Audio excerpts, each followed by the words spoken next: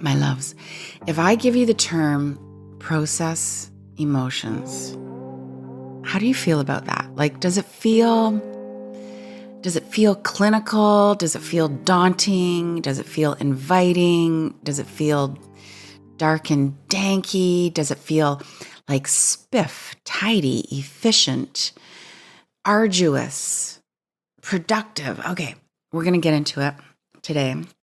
But before we really get going, can I ask a favor of you? If this podcast has ever inspired you, had you think, oh, I could do that in an easier, bigger, better way. Oh, I am a child of the divine. Oh, I got this. Okay. Any of that ever happened for you in any episode? Could you please subscribe? Because then you get the little notification that I have a new episode out. And then in the 30 or so minutes at the end of this conversation, before you close down your phone and get on with your day, could you go leave a little review, a little 5-star action? Mostly because the world needs more love and clarity, doesn't it? Also, it does help us raise the consciousness of the algorithm. And Lord, we need that if you save episodes and forward episodes. Thank you, thank you. Okay. Really, what I'm talking about, as always, is processing our emotions with love and compassion.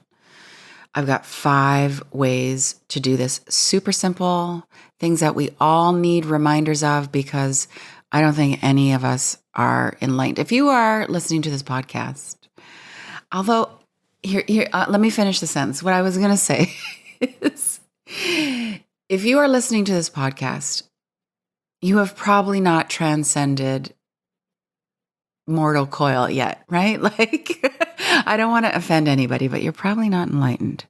Although, a great Zen master has said, like, we're all enlightened. We've just forgotten. So we know that. But sometimes, and maybe this is just because I have my own fantasies of living a monastic life, which here's a little behind the scenes. I've just gone through another bout, as I do.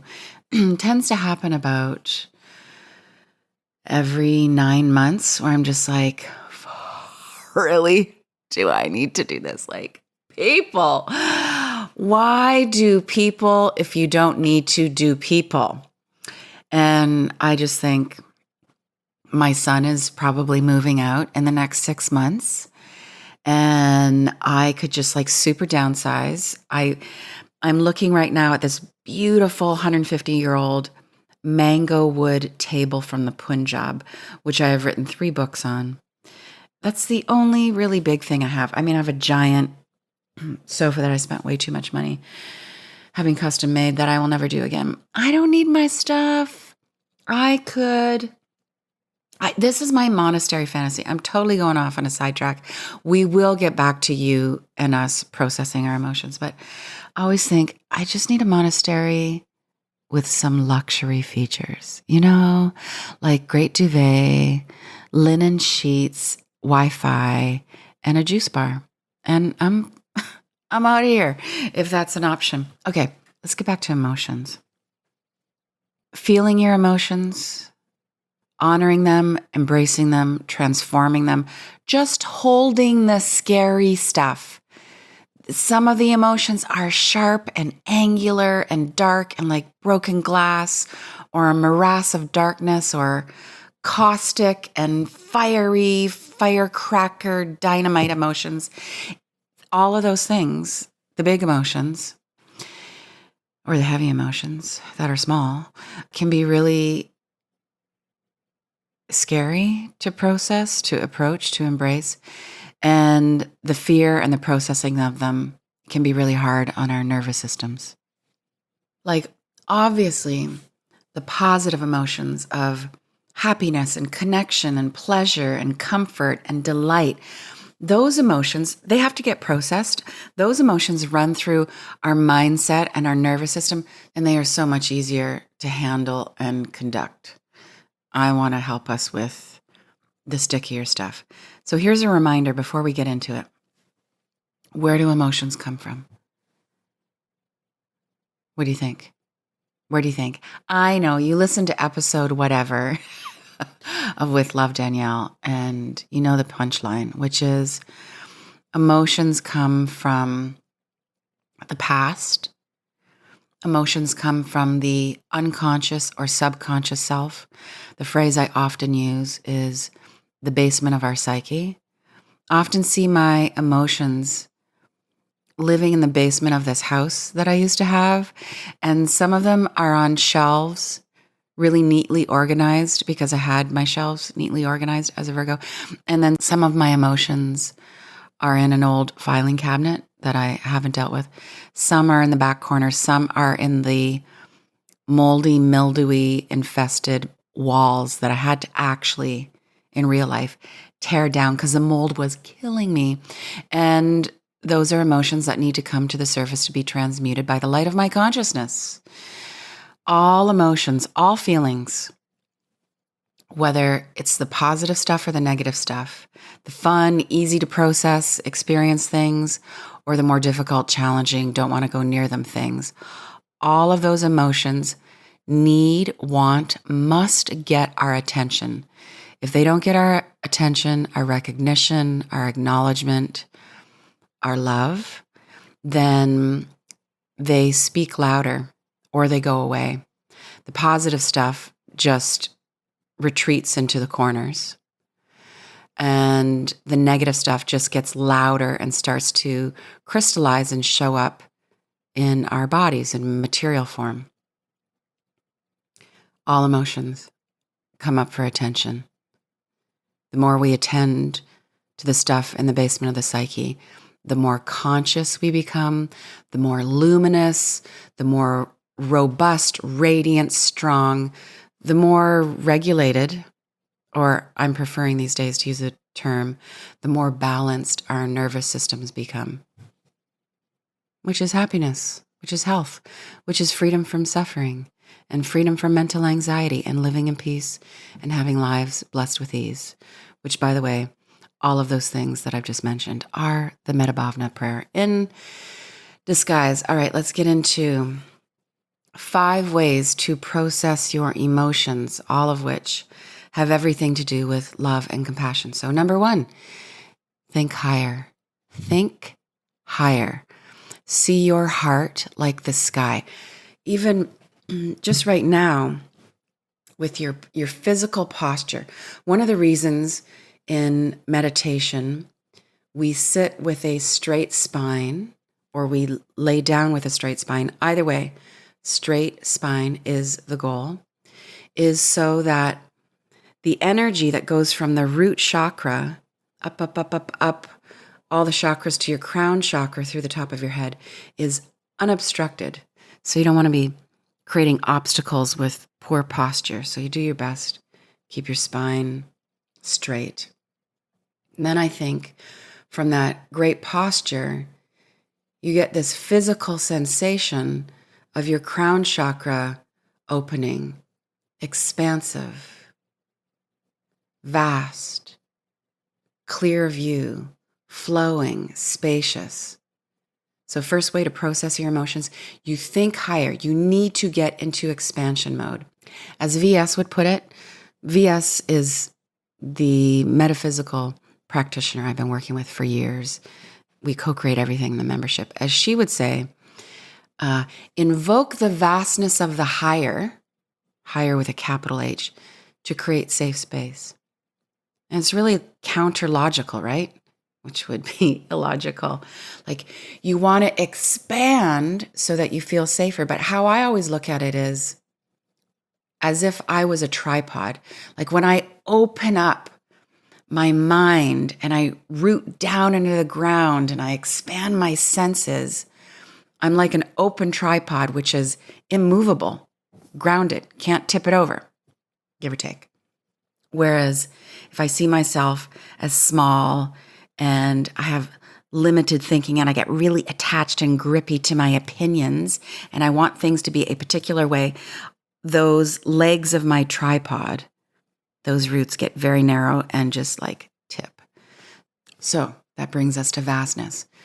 When we think higher, we have less grip. We have space to think. When we think higher, see your heart like the sky, we clear the air. We need a wider energetic space to actually see everything clearly that's happening and then put everything in the right order. So you thinking higher is you identifying as your divine self, your higher self, not your small self. Okay, so big, not contracted and chaotic, okay? Think higher. Bigger the space, the easier the emotions go through you. And that's what we're aiming for the emotions to flow and pass through and not get stuck within you. And then you identify as that emotion because you are not your anger, you are not your sadness. And guess what? You're not even your happiness. You are the vehicle, the conduit of all that unconscious stuff coming to the surface of your consciousness. You're not the loving emotion, you're love itself. Okay, number 2. You have to notice the energy that's building up in your body. So what you're going to scan your body for, the body knows. I don't believe that the body knows before the mind knows. I think something gets onto the radar of the landscape of your mind, and then it sends the signal to the body. But a lot of the times, it's the body that's going to give us the strongest indicator of what's happening, so we should pay attention to that first. Okay, so we're doing a body scan. Why don't we do it right now? Let's do it together. Okay. You're walking, you're in the tub, you're making the dinner, you're sneaking out of a meeting right now to listen. With love, Danielle. Take a deep breath. As always, I'm suggesting that your breathing is natural. That means you're inhaling and exhaling through your nose, and your mouth is closed. And then you breathe from where you breathe. You breathe from your lungs, but you let your mind head into your heart chakra. So you're really breathing with your heart. Did you know that your left lung is smaller than your right lung because it has to wrap around your heart? That life force holding your heart. I love it. Okay. Now you're just going to scan your system, your body. So what we're looking for is energy like erraticness, tightness, tension. Okay. So bring your mind through the top of your head. Now check out your jaw and your neck. What's the physical sensation there? And you know what? While you're there, if there's any tension, ask if it has a message for you. Your breathing's natural. Okay, now you're going to go to your gut. Specifically, you're going to your spleen. If you just want to put your hand right above your belly, right below where your rib cage ends. That's your spleen area. That's your third chakra. Spleen processes fear. So how's it feeling down there, in there?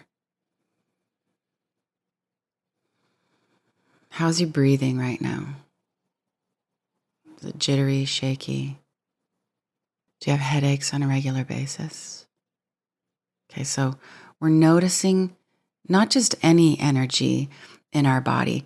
We're noticing the energy that's built up in our body, so much so that it tightens and it creates tension and constriction. So we want to tend to the body so that we can process our emotions. All the signals are speaking through the body. So we start with those immediate signals. We don't have to think about the emotion.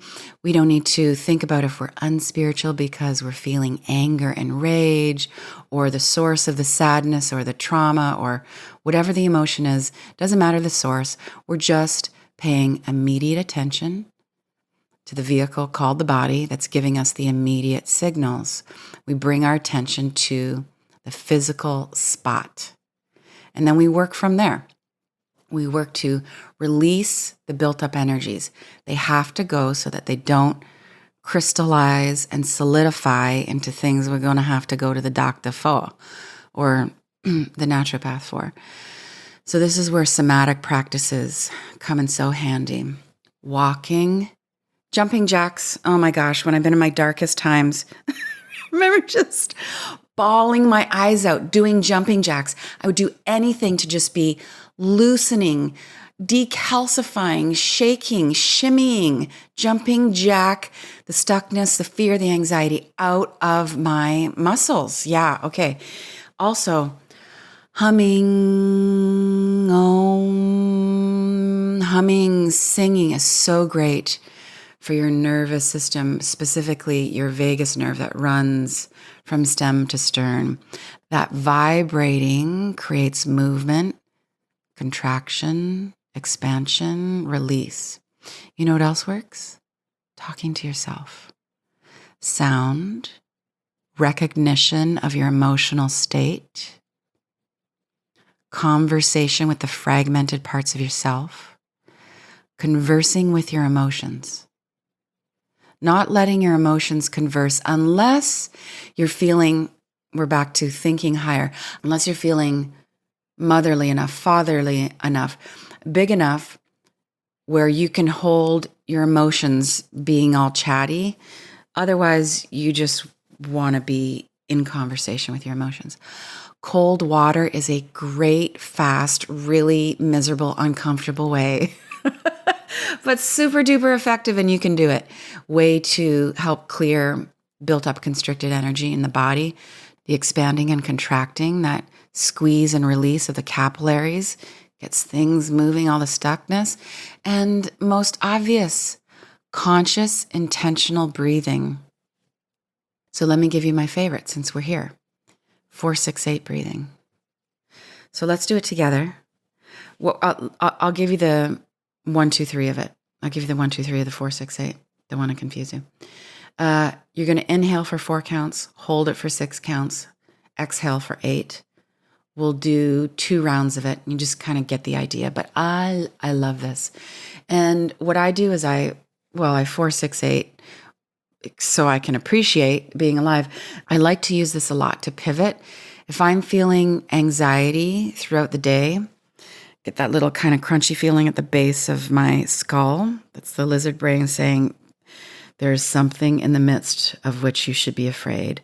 And then because I am the mother of my reality, I say, let me just tap into life force itself and see my heart as vast as the sky. And then I got this. I can see what's on the horizon. And guess what? I see it. I don't need to be afraid of it. So we get back to the breath. All right. Take a deep inhale and then clear your lungs with an exhale. And then you just follow me. Inhale now for 1, 2, 3, 4 breaths. Hold it. 5, 4, 3, 2, 1. Exhale for 7, 6, 5, 4, 3, 2, 1. Inhale again. 2, 3, 4. Hold. 5, 4, 3, 2, 1. Exhaling. 7, 6, 5, 4, 3, 2, 1. If you're in a bind and you can't remember the 4-6-8, who do we appreciate? Life force, life force, life force. All you need to know is that you take a deep breath in, you hold it, and then you exhale for longer than you inhaled. That's the thing that helps you regulate. You just exhale a little bit longer. Okay, let's move on to third way to process emotions with love and compassion. You name the emotions. Hi, I see you, rage. I see you, constriction. I see you, abandonment. I see you, hurt feelings. I see you, anxiety. Yeah, I see you. I recognize you because I'm a conscious being. I'm a conscious being having you. I'm giving birth to you, all these little micro emotions. Isn't that amazing? So you're observing the emotions as they run through you, naming them. So once you name them, they can keep going. If you don't name them, they keep circling saying, do you see me yet?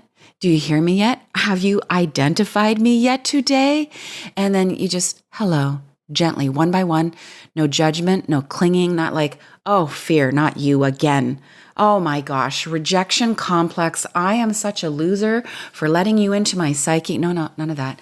Just very observing, witnessing, thinking higher. Each one pointing to something deeper. You could even have a little gratitude for everyone that's up to be seen. You go there. There's no ignoring. All loving, all seeing, all tending to. Hello, I see you, named. Waves going through. So you're not swimming in the emotions. You're not getting taken out to sea by the emotionality. Just name it. Hello, furious. I see you. Neediness. Ah, there you are. Yes. I see you. I name you. I'm so conscious. I can name you now with precision. Maybe you could even have a bit of surprise and delight. Like, who knew? There you are. Feeling of abandonment again. Haven't seen you in a while. Continue on. You've been acknowledged and recognized with love. You can go rest. Fourth way to process emotion. Okay, you get really intentional. This is all about intention, about nervous system balancing. So we've got the 4-6-8 breathing. We've got the jumping jacks. We have side-to-side twists. We have shavasana, corpse pose, yoga nidra. You're going to lie on your living room floor. You're going to lie wherever you can lay down, and you're just going to breathe. You are integrating all the lessons of the day, and if you need to check out, you check out. The emphasis, though, here is on intentional. So there's all these things you can do to balance your nervous system, to get back into regulation. But the problem is we forget that we have those tools because we don't make balancing our nervous system a priority every day. Okay, now let's go back specifically to my fourth point around processing emotions. And this is one aspect I've built into the Heart-Centered Planner. I give you this short checklist to refer to once a month about things you can do to regulate your nervous system. It goes like this: being outside, meditation, prayer, gratitude journaling, yoga or yoga nidra, dancing, sacred movement. And by sacred movement, I mean with the intention to connect to your heart, to your soul. So it's not just going for a run to burn calories, but there's something more heart-centered in terms of why you're moving your body. Floating, gentle swimming, non-competitive swimming, EFT, emotional freedom technique, essential oils.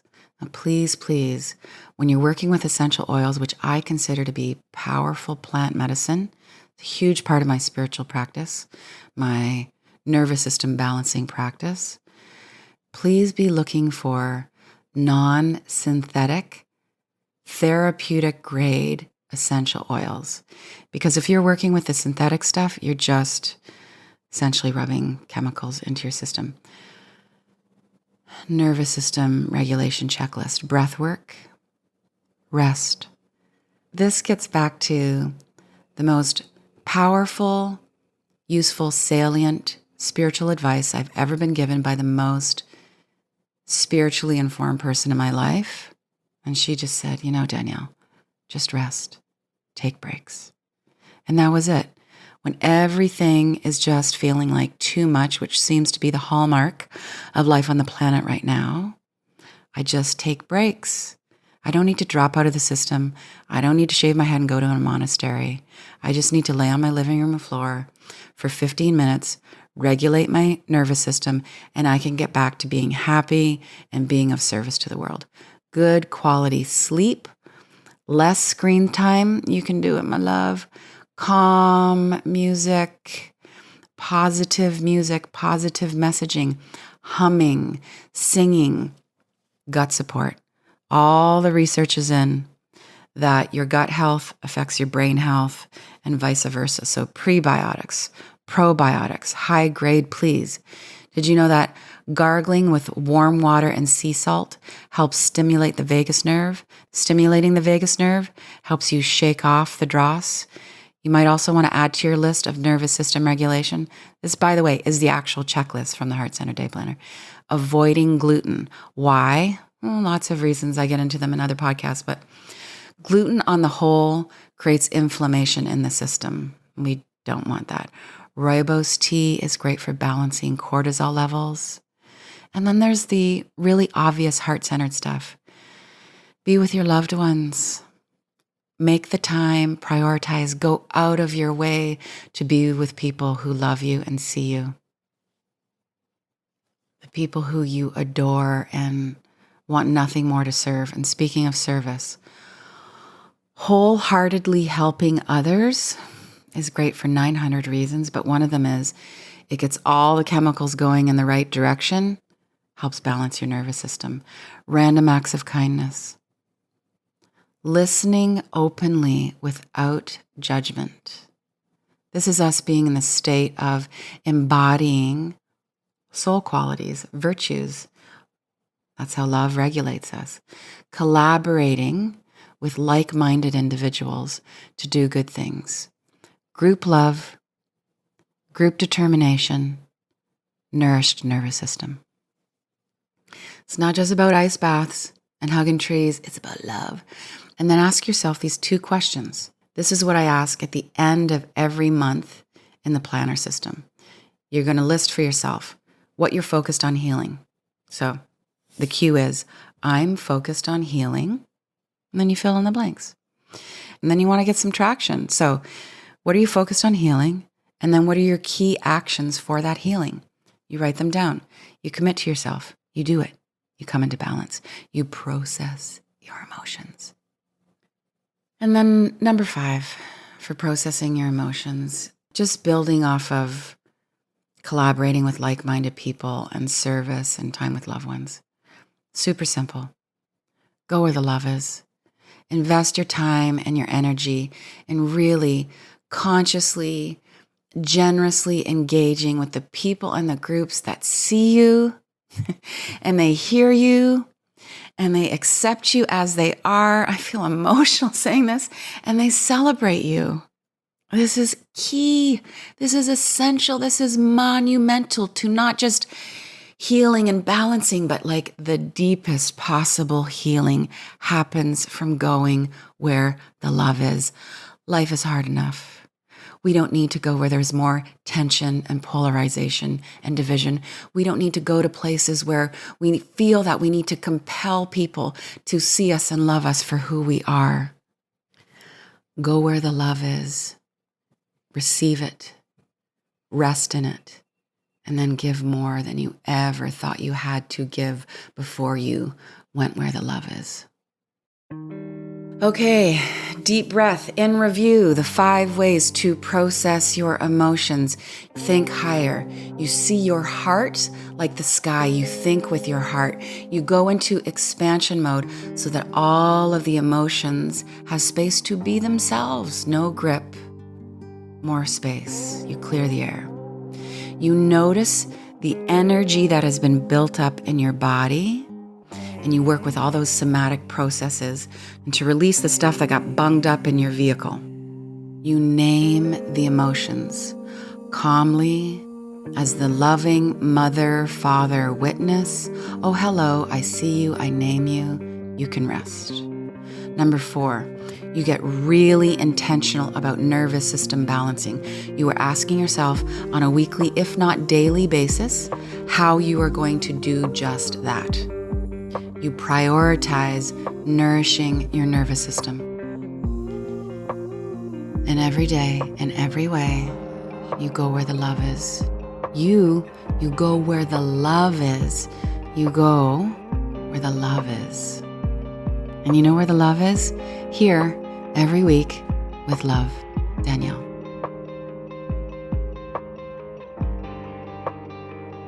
Thank you so much for listening, for feeling, for spreading the word. With love.